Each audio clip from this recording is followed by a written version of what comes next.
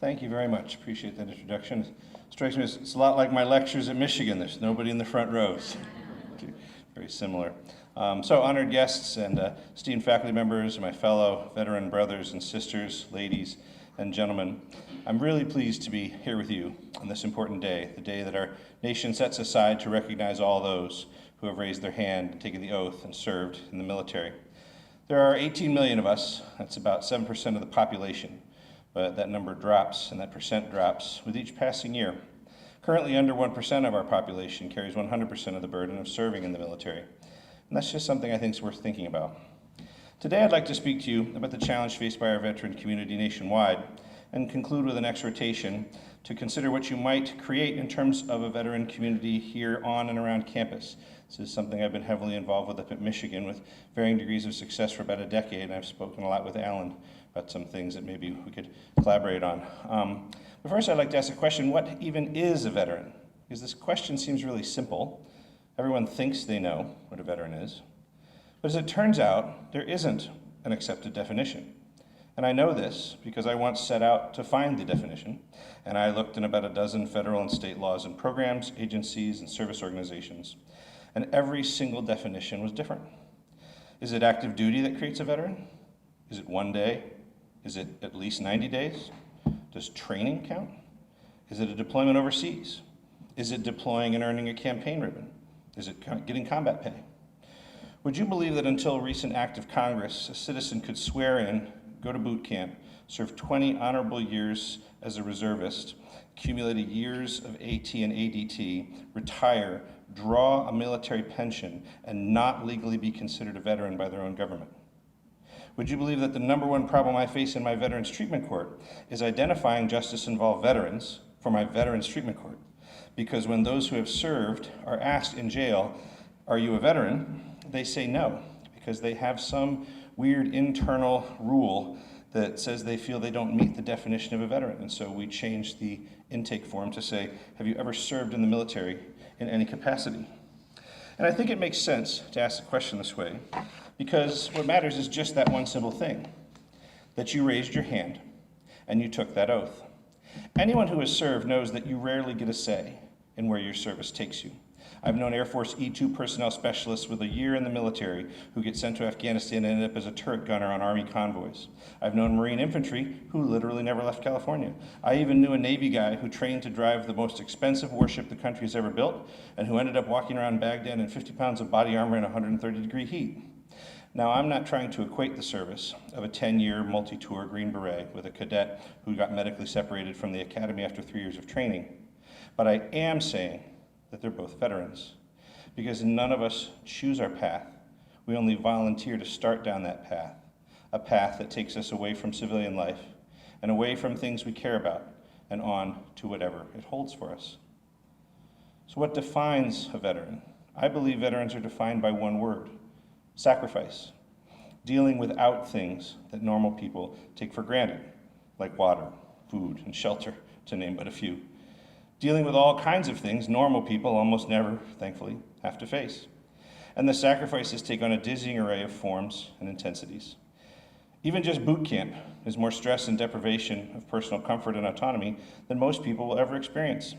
And after boot camp, it's all downhill from there, as they say, right? The scale ratchets ever upwards in terms of mental and physical anguish and loss endured during service, however long it lasts.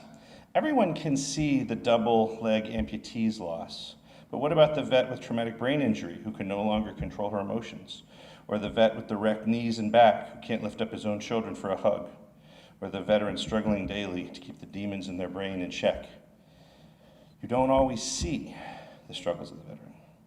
Unless we fall into the all too common all veterans are broken story, the numbers are clear. Most veterans do quite well when they get out of the service. I'm sure all the veterans here in this audience would agree. You get jobs, you go to school, you start careers and families, you blend back in to real life, just like all of us here. Even here on campus, I can show you the data that shows that student veterans that come to campuses on the GI Bill graduate at higher rates than their non-veteran peers. Excuse me. But they'll always carry their burdens. They'll always carry the burdens that they volunteered to bear. By way of example, I'd like to share my hardest day It occurred not in the combat zone, but in my kitchen, of all places. Because as much as service takes from us, what's really tough is when you're forced to take from those who count on you. That's when you really find out what you're made of.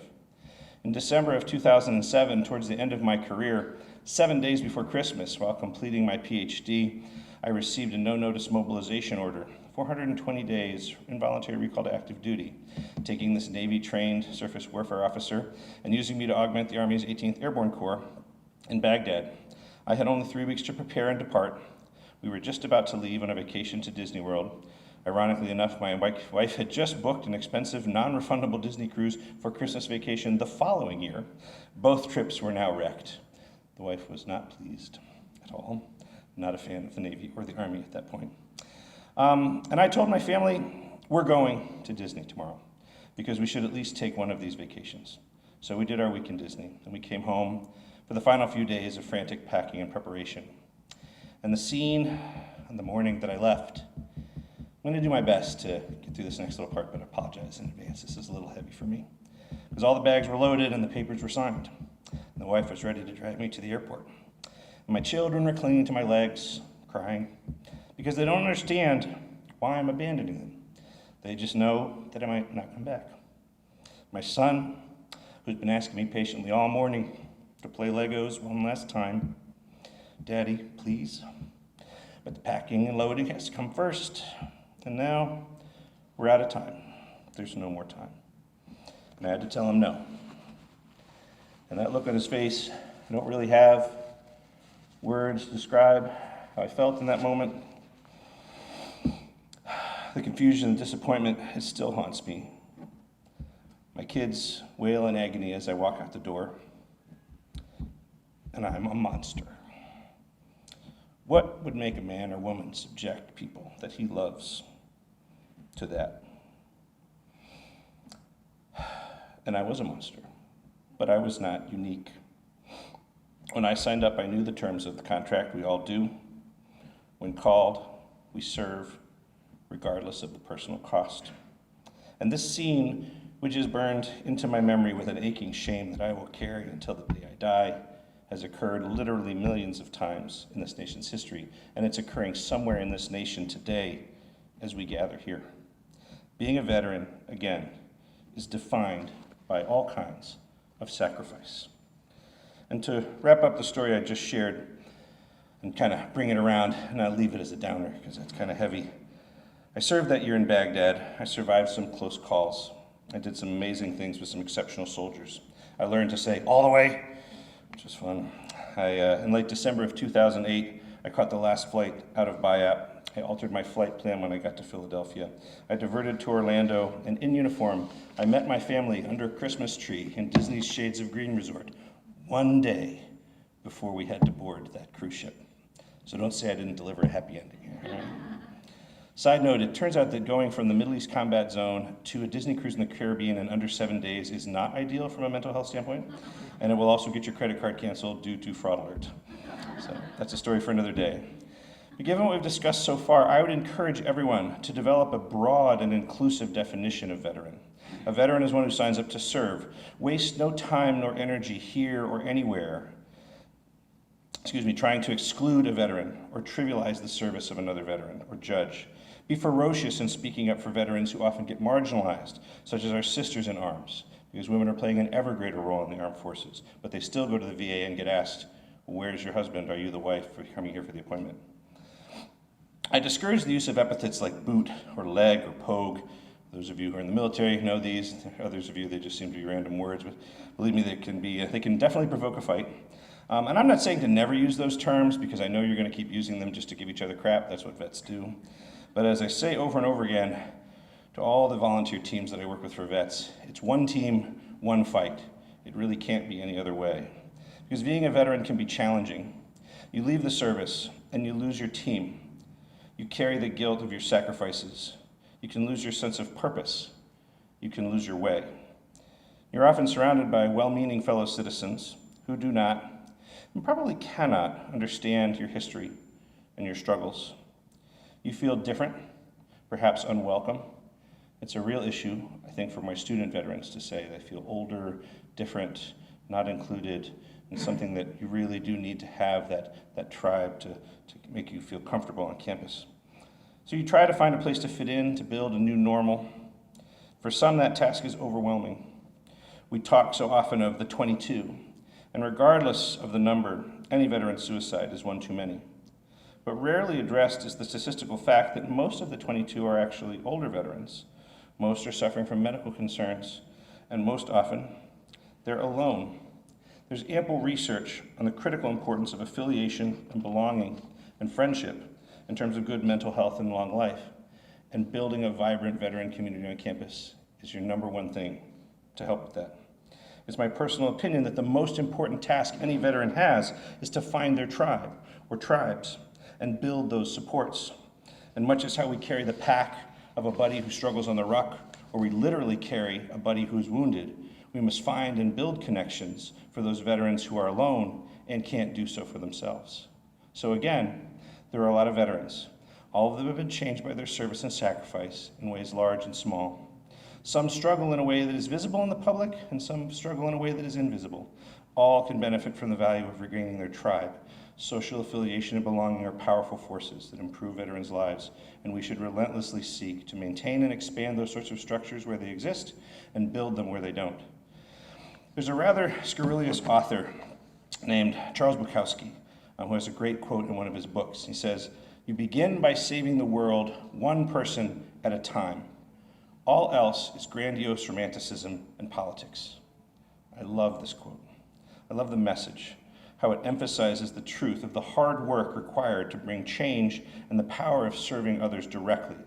This can be taken in a very individually focused way, like the well-worn story of the young girl walking along the seashore, picking up starfish that have been stranded by the tide and will die in the sun without help. She comes to each new starfish, she picks it up and throws it back in the ocean. And a man, seeing her do this, says to her, "You're wasting your effort, little girl. There's millions of starfish on this beach. What you're doing doesn't matter."